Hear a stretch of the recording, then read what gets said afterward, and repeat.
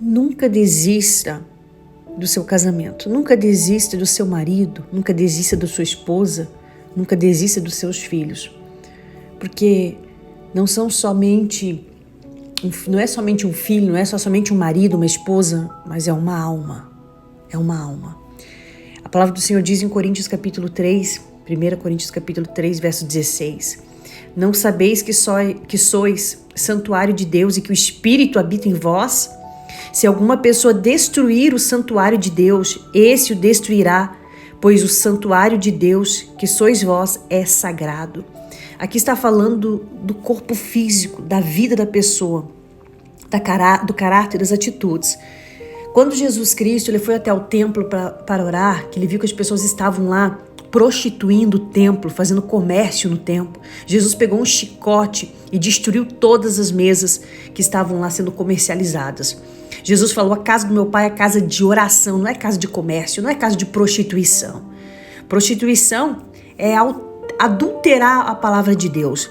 E nesse texto aqui nós vemos claramente que se alguém destruir o santuário de Deus, que é o corpo, que é a vida da pessoa, o corpo, a alma, o espírito, com o pecado do mundo, com o sistema do mundo, com as imoralidades do mundo, a pessoa ela vai se autodestruir, terá uma condenação eterna. Por isso que quando nós falamos, nunca desista do seu casamento, nunca desista do seu marido, da sua esposa, dos seus filhos, enfim, nunca desista de pessoas, é não desistir de almas. Aí algumas pessoas dizem assim, deixe que cada um faça o que quer. Não, isso não é e nunca foi propósito de Deus, porque o próprio Senhor Jesus Cristo, ele lutou pela preservação da oração da santidade no templo.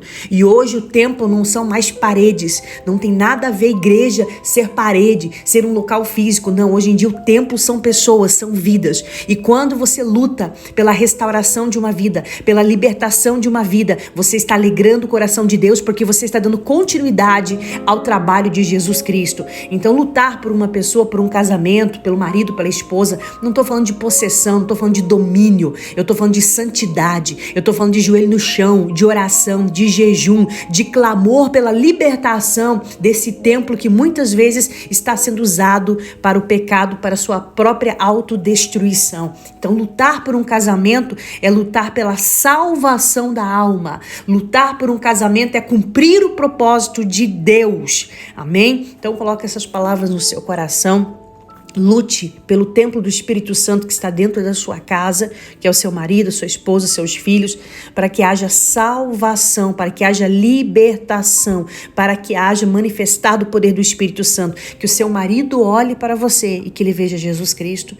Que a sua esposa olhe para você e que ele veja Jesus Cristo em você. As ações, as atitudes, o comportamento, a santidade de Jesus. Deus te abençoe.